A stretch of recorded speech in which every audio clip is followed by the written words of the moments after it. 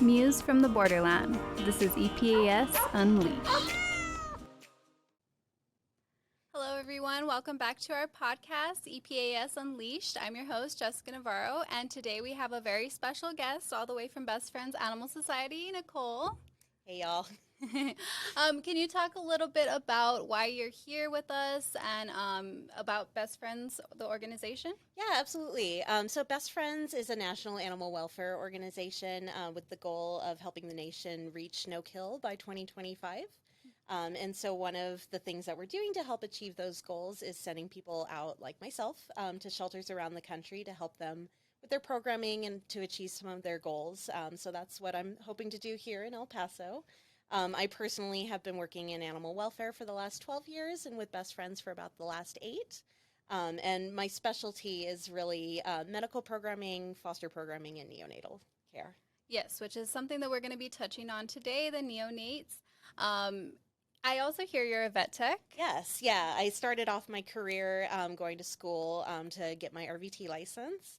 And so I, have that medical background and knowledge, and I really like to use that to focus on bettering programs in the shelters and keeping everything with a medical focus. Yes, yeah, and you've been helping us. You've been great, especially with this outbreak that has happened.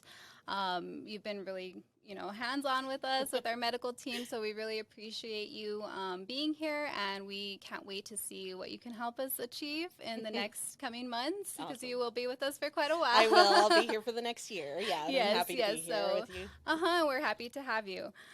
So going back to, of course, neonates, yes. But first let's talk a little bit about litter season. Litter season's here. Yes. We did just have a bottle baby come in, a kitten, as well as 8 bottle baby puppies. So, yeah, they're here. Yes, they are here. So traditionally, kitten season is considered to be the spring and the summer. But here in El Paso and, for a lot of the southern U.S., kitten season is really all year long. Wherever it's warm all year, there's kittens all year. Yeah. So we have been seeing them come in to the shelters. And yeah, cats will breed for the entirety of their season. So they'll have one litter, then they'll have another, then they'll have another. Yeah. And it just keeps going. Yeah. And I mean, we learned in the last podcast, as young as, 4 months, they can, go into heat and start reproducing. So it's really important that our community joins forces with us. Absolutely. And other organizations with our Trap Neuter Return program. Absolutely. Can you speak a little bit about that? Yeah, so a TNR program is like what you said, Trap Neuter Return. So the idea is that when you find community cats in your neighborhood or cats in your neighborhood, to trap those cats, get them neutered, and then release them back to the environment from which they came. Because if you're trapping and taking them out of the environment, that is creating what we call the vacuum effect. And when you take animals out of an environment where they're doing well, there's a lot of resources for them to continue to do well. New animals are going to move into that environment because the resources are there for them. So really what the best way to deal with it is to trap them, get them neutered, and return them back where they came from. Yeah, and there are some communities that have tried the trap, neuter, euthanize, but it just wasn't working because of that vacuum effect.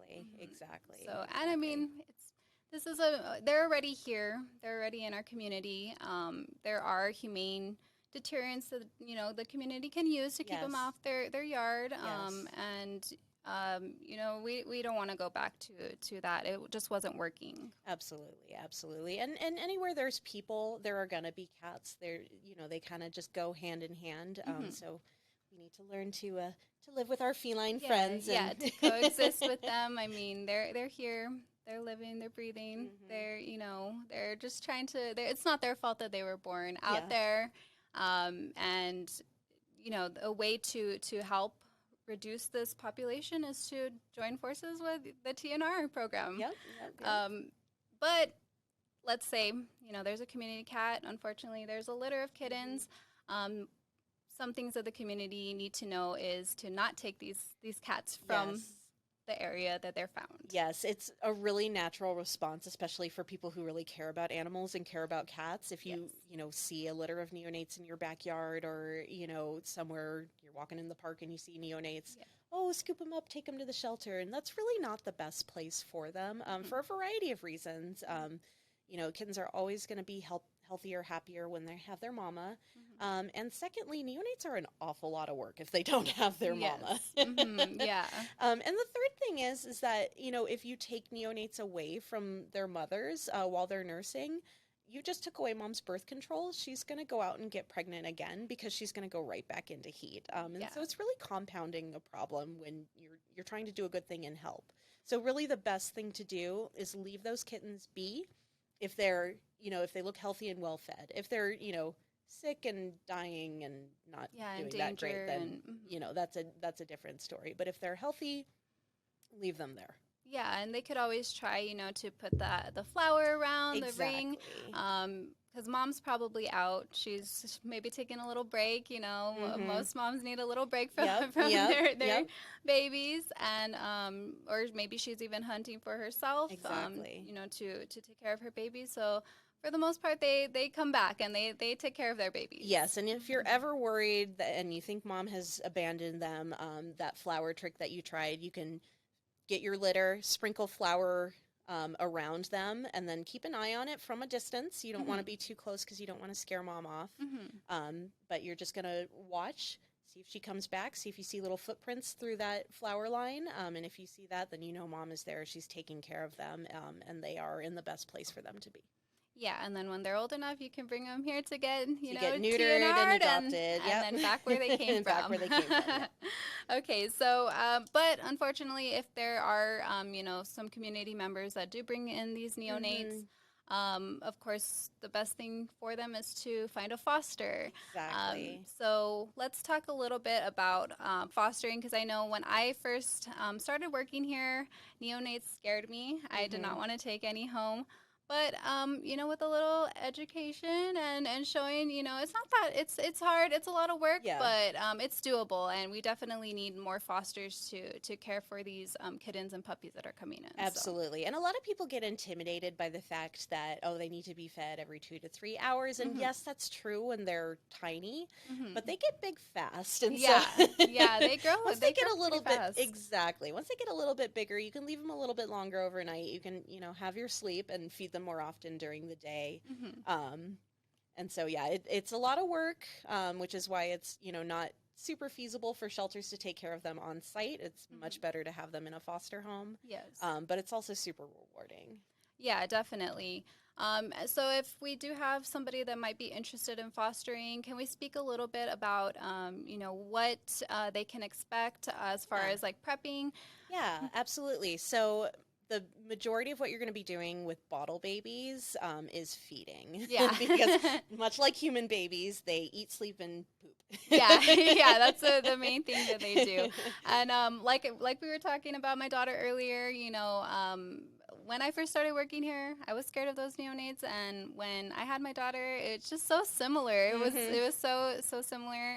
It's crazy. So, can we talk a little bit about the feeding and how to go about that? Yeah. So the main thing with feeding that you want to remember is that kittens need specialized kitten milk replacer, not cow's milk or anything like that. That's a real common mistake that we see a lot from people. So we've got a couple of examples here with us. We've got KMR. Yes. We've also got this other milk replacer here. Yes. There's another company called Breeder's Edge. That's a good one as well. So if you're feeding them milk, just make sure it's the correct kind. Yeah. Another thing with neonates when they're bottle babies is that they don't know how to go to the bathroom yet on their own. Yes. When they have their mama will stimulate them to urinate and defecate while she's grooming them. Yes.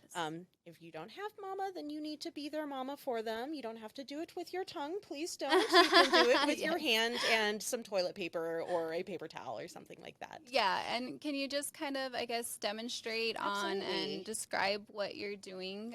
Just, to give fosters a little bit of a feel for what they are going to get into. Yeah, absolutely. So before you feed, I always like to do it before I feed. You can do it after as well. But around around feeding time, you're going to want to make sure they go to the bathroom. And what you're going to do is you're going to take your baby in your hand and take your toilet paper, paper towel, baby wipe, whatever you have in your other hand. And you're literally just going to wipe, pretend like your hand is a mama cat tongue, and you're just grooming your baby in an upward motion over their bum. And they should go to the bathroom at that point. And I mean, it's going to show on the baby wipe or whatever you're using. That way you know if they went to the restroom. And that, like you said, usually before you do it before feeding. I like to do it before feeding. You can do it after as well. Okay. But I like to do it before. Yeah, and I mean, and going back to feeding, can you explain a little bit about prepping the formula? Yeah. So you want to make sure that your formula is a good temperature for your babies. Much like a human baby, you want to test it on your arm before offering it. You don't want it to be too cold because that's going to be hard on their tummies. They're not going to be able to digest it. And also you don't want it to be too warm because you don't want to burn your baby. So it should feel either just like skin temperature or slightly warmer than skin temperature. And that's the ideal temperature for your baby. We also are going to be feeding our babies with a special kitten bottle. They usually will come like this, nursing kits. You can get these on Amazon. And we've got a couple different types of nipples that we can use. The important thing to remember with the nipples that come with the bottles that you purchase, they are not pre-cut. And so if you try to offer this to your baby, they'll latch on it, but they're not going to get any milk because nothing's going to be coming out of it. Nipples are important. Yes. A big part of feeding is that nipple. Some, babies, they don't like a certain nipple. So you can use the nipple that comes with the bottle. I do tend to have pretty good luck with it, but some of them are a little picky, and so there are different nipples that you can purchase. Once again, Amazon is a great place to buy these supplies. But with the nipples that come with the bottles, in order to cut it, I'll just take a small pair of scissors and just do a tiny little X on top, and just make sure that you can get a few drops of milk out of there. You don't want the X to be too big because you don't want to, just flush your baby's face with milk. So definitely don't cut the whole top off. Don't cut the whole top off, just a little X. A little X, and then the miracle nipple. Can you talk a little bit on that? Absolutely. If your baby does not like the nipple that comes with the bottle, you can purchase miracle nipples as well. Those come pre-cut, so you don't have to worry about cutting them. And the miracle part of the miracle nipple is that they're a lot thinner and longer and skinnier. And some babies do prefer those. They prefer that. So if you're not having luck with the nipple that comes with your bottle, you can always try a miracle nipple, and they work pretty well too. Okay. And can you also talk a little bit about the positioning of the kitten when feeding? Yeah, absolutely. So that's another common mistake that we see from people is that, because a lot of times we'll feed babies on their backs, you think, oh, I can feed my kitten on their back as well. And that's actually not great positioning for the kittens. Kittens' mouths are a little bit different from human mouths, and placing them on their backs to eat really increases the chance that they will aspirate. Meaning they'll breathe milk into their lungs. So what you want to do with your baby when you're offering the bottle is you either want to have them flat on their tummies, or you can even have them kind of upright, but never on their backs. On their backs, and usually like maybe having all four paws on the that's always a good rule. Some of them will like to put their hands up and hold the bottle. Pretending mama's there. And that's fine too, as long as they're not, tipped over onto their backs. And aspirating if a foster is feeding and accidentally that happens. So a really good way to tell that your kitten has aspirated is if milk starts to come out their nose. If that ever happens while you're bottle feeding, you're going to want to take your kitten, turn him upside down, and then do a tap, tap, tap, tap over each lung on each side until that milk stops coming out of their nose. I'll also take my kitten and kind of listen to their lungs, make sure there's no cracklies in there. If there are any more crackles, I'll tap, tap, tap, tap. If you're ever very worried or if they've seriously aspirated and you really can't get them to stop crackling, that's the point when you want to see the vet and they can prescribe antibiotics to avoid that aspiration pneumonia. Okay, perfect. Can we also talk about the amount of food that the kitten should be getting? Yeah, so that really is going to vary with age. And so I will always gauge the amount that they've drank, not so much on the volume, but on the weight that the kitten has gained. And so before I start feeding them, I'll place them on the scale to kind of see how much they weigh. And then after they're done, I'll place them on the scale again and see if they've gained an appropriate amount of weight. So with your teeny tinies, they're probably going to drink 10 grams max, maybe. For your big, chonky, like 3-4 week old bottle babies, they might drink, 20, 30. It really depends on the kitten. On the kitten, yeah.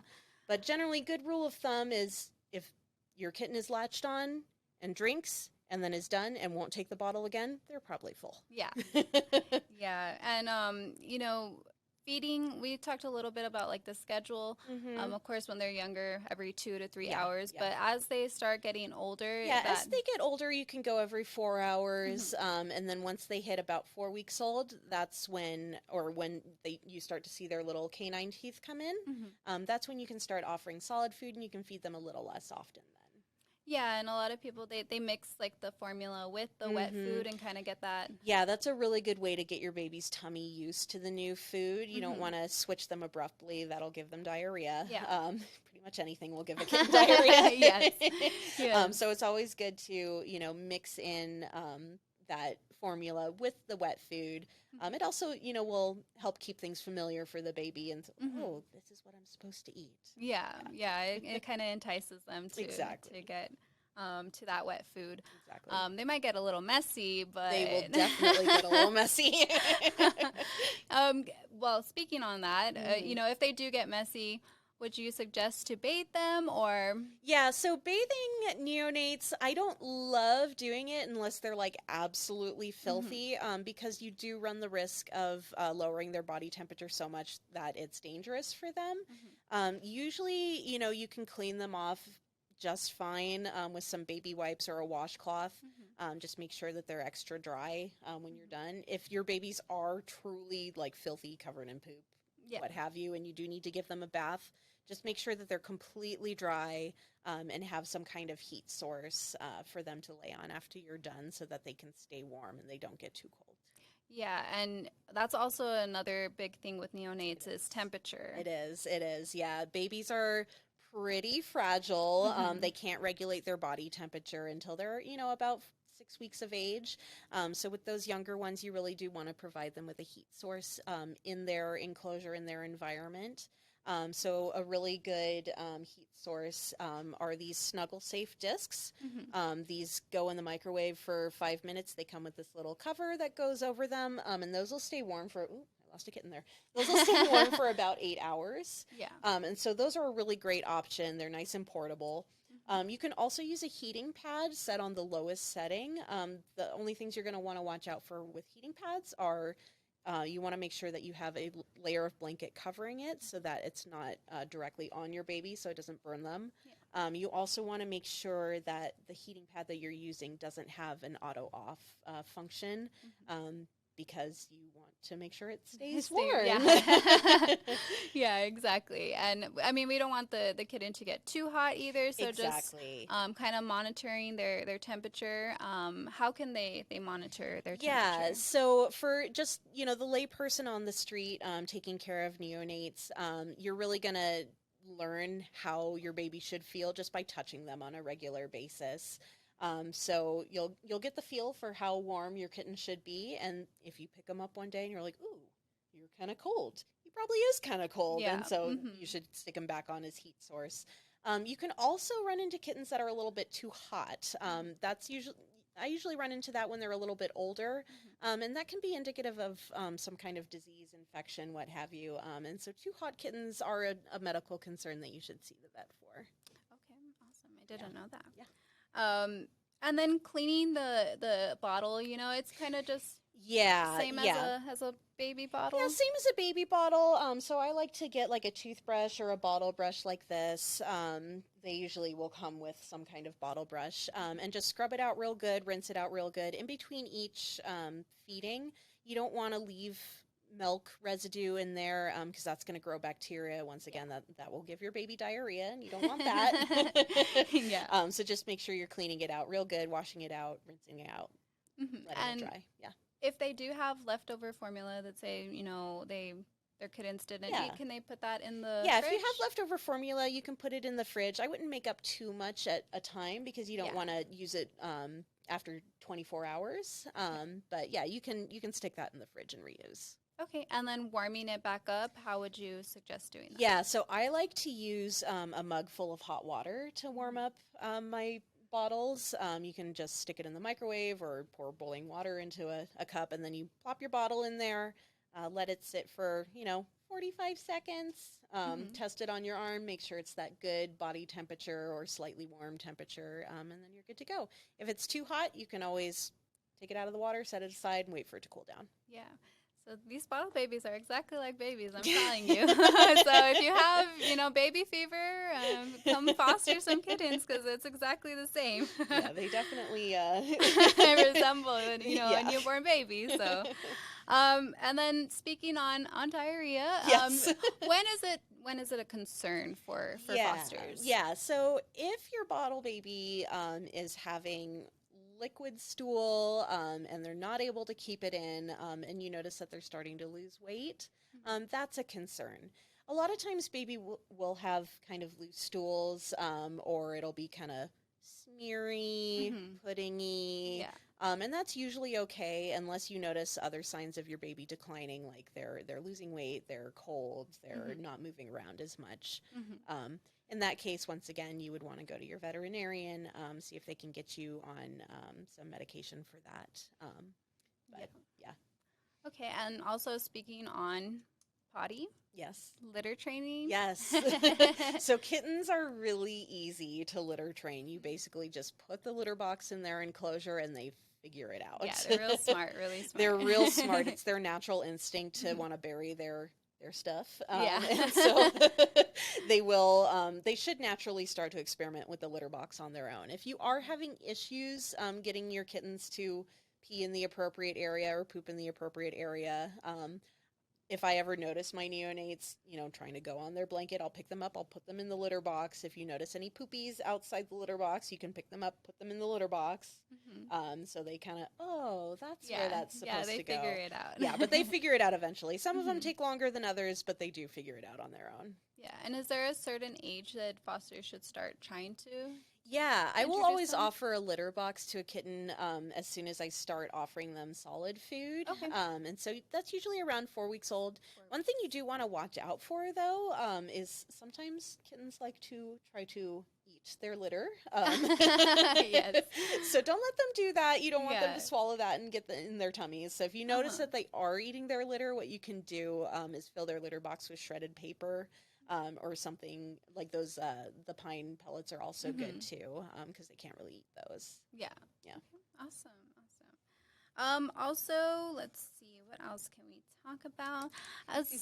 Socialization on foster kittens. That's a big thing, especially if you have a singleton, which we do get sometimes. Yes. So singleton syndrome is real.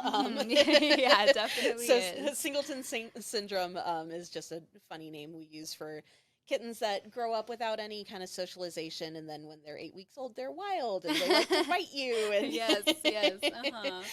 So the really important thing to do with singletons especially, but also to kittens that are, in litters, is you don't want to encourage that play biting behavior. So if you notice your kitten is interacting with you by biting your hand, stop right away. You can give them a toy to beat up instead, but don't encourage it. I know it's cute, But yeah, you got to redirect. But you got to nip energy. that in the bud, yeah, because if you let it continue, then they will continue, and it's much less cute when they're older. Yeah, and that's why it's so important for these kittens to stay with their siblings. Yes. Best thing would be to stay with their mama because that's their best chance at learning how to be a cat. And of course, mom's gonna do all this hard work that we just discussed. Yes. But how important is socialization with maybe if these fosters have other pets at home, Mhm. do you suggest that they interact with these pets or? Yeah, so that's always, a little risky because we never know what they're exposed to in their environment outside. Mhm. Panleuk is a disease that we do worry about, which I think we'll talk about a little bit later. Yes. Mhm. But, if you've had your kittens for 2 weeks and they are fine so far, haven't developed any kind of disease signs, then it is okay to introduce them to your pets at home, especially if you have a singleton. You do want them to interact with other cats, especially, Mhm. so they learn how to cat. Yeah. But yeah, I would always wait that 2 week period to make sure that they're healthy and they're not brewing anything. Yeah, and that's an important part of fostering is, the setup and at a home, having that whether it's a bathroom Yeah. or just a little area that you can keep these fosters Mhm. until, they get comfortable and Mhm. also, just in case they show any signs of illness. Yeah. So for, tiny bottle babies, you can use just like a regular cat carrier or Mhm. even, like one of those boxes that they put papers in. Yes. Yeah. So those are really good enclosures. And then once they get a little bit older, I like to use dog crates. Okay. Some people will use their bathrooms as well, and that's Mhm. fine too if you can keep them, confined in there. Once they get a little Yeah. older, they like to sneak out the door. Yeah. Or little playpens Yeah, or little something like playpens are that. great. Yeah. Yep, yep, Mhm. yep, yep. So there's a lot of different options for enclosures, but just as long as they're enclosed, they're warm, and they're safe, that's good enough for them. Mhm. And we do have a lot of fosters here. When I was with the foster department, that take on multiple litters. Hmm. Would you suggest combining these litters or? Yeah, so it really depends on the case by case. Yeah, So if you've got two singletons and they're healthy and they're the same age, put them together. If you've gonna got benefit them. Yeah, if you've got, random litters that are different ages and you've had them for different amounts of times, you might want to keep them separate for a little bit just to make sure that they're all healthy. And then once you've passed that 2 week mark, then you can combine pretty safely. Okay, awesome. And then, like you said, we're going to talk a little bit about the different diseases that we Yes. find Yeah. in cats. So, can you just kind of speak on some of those diseases? Yeah. So the big one that we worry about with kittens is panleukopenia. Panleukopenia is pretty much identical to parvo in dogs. It's a different virus, but they're the same family and they have the same symptoms. So that's going to be vomiting, diarrhea, um, dehydration from the vomiting and diarrhea. Mhm. But also, what Panleuk does is it attacks their immune system. Mhm. And so, a lot of times, we'll see kittens with Panleuk that have other diseases as well. So, Oh, upper okay. respiratory, ringworm, that type of thing. Mhm. Panleuk can be fatal. They're fragile babies. If they're blowout vomit diarrhea, that's going to Mhm. make you dehydrate really quickly. Yeah. And so if you do suspect that your baby has Panleuk, if they're vomiting and having diarrhea, you do want to get to the vet to get that checked out. It is treatable with supportive therapy. It's a virus, so antibiotics aren't really going to do anything, but hydration, so sub-Q fluids, antidiarrheals, that sort of thing, and love and care. And, Yeah. a good number of them can pull through with the proper care. Okay. And then, what other diseases do? Yeah, so I mentioned ringworm a little bit there. So Yeah. Oh, ringworm is ringworm, yay. So ringworm is not a worm; it's a fungal infection, Yes. and it's pretty, it's pretty benign, but It's just a it little annoying. it's I annoying. feel. It's annoying, yeah, and it Yeah. can stick around for a long time, and it is, Mhm. super contagious in a shelter environment. Mhm. So if you do suspect ringworm, once again, always go to your vet, Mhm. and they can hook you up with some antifungals to deal with that. It's not, it is something that can spread to humans and other pets. But if you are not immunocompromised, if your other pets aren't immunocompromised, it's a pretty low risk of Yeah. it spreading. It's just annoying to deal with. Yes, it's definitely annoying. I got it my first week working here, Oh gosh. and I was like, "Man, what is this?" Yeah, I've had it before too.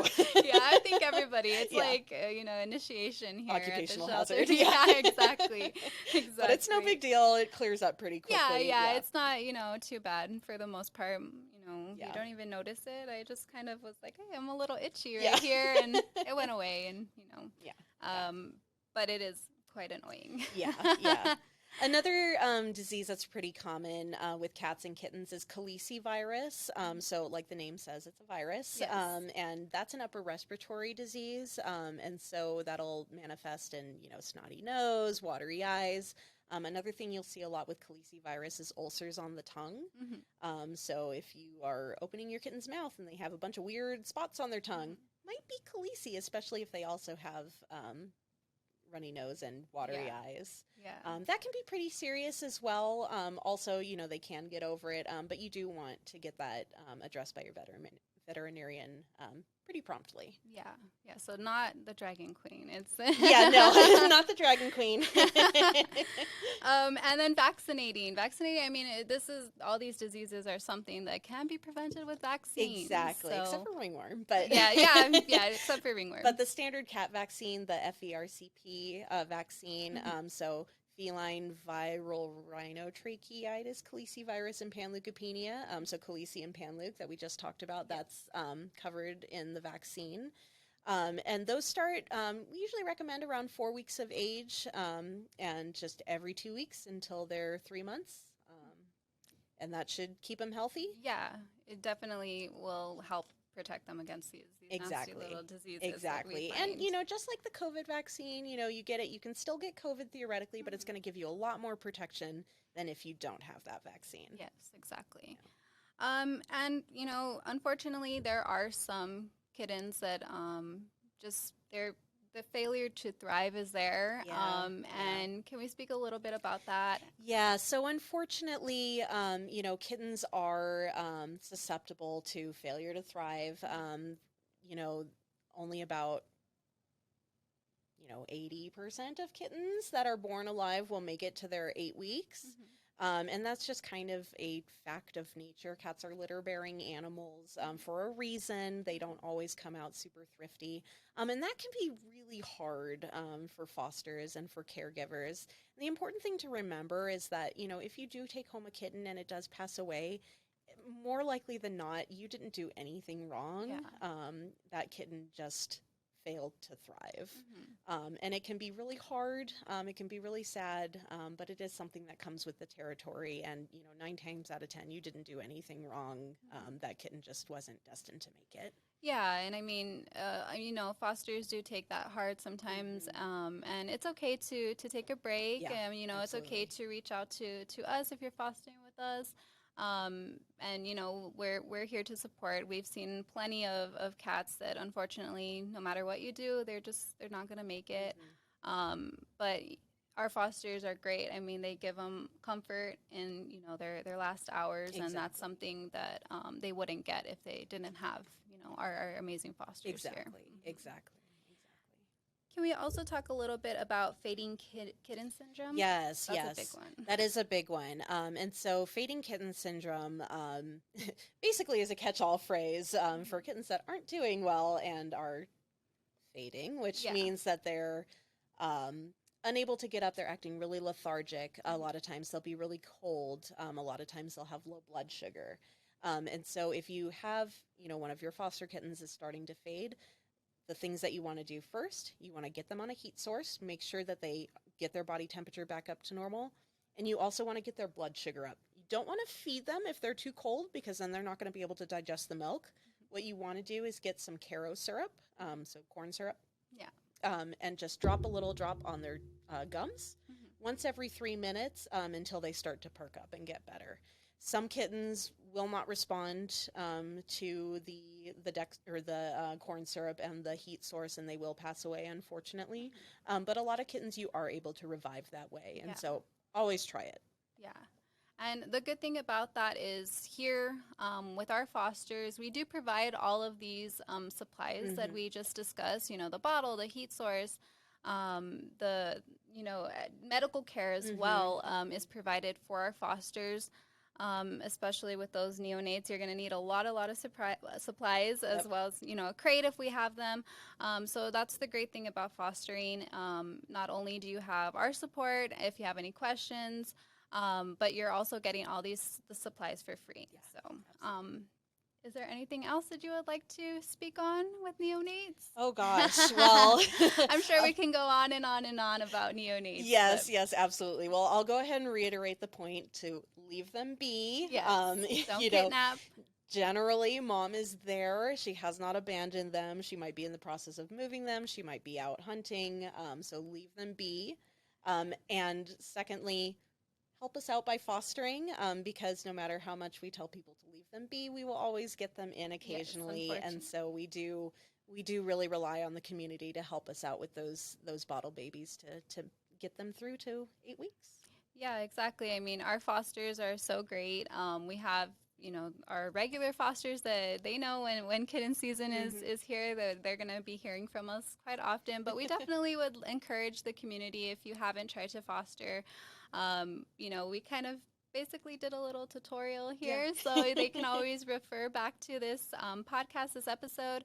And if they have any questions, they can always reach out to our foster team, and we're more than willing to help out. And, it's really rewarding, like you mentioned earlier, to see the kittens really go from these tiny little things without their mom, just helpless, to these, big old kittens just running around. We do have, of course, our main shelter as well as our Cats at the Zoo Center for adoption. So once those kittens are old enough and our fosters are, ready to leave them back here, I'm sure we'll find them a home as soon as we can. Kittens fly off the shelves. Yeah, definitely, definitely. Right now, I mean, we're seeing kitten season start up, but I'm sure in a couple of weeks, our facility is going to be packed with those kittens. So. It is starting. Yes, it is. Well, thank you so much, Nicole, for joining the podcast. We appreciate everything that you're doing here. We hope you guys enjoyed this episode, and don't forget to like, comment, and subscribe, and we'll see you next time.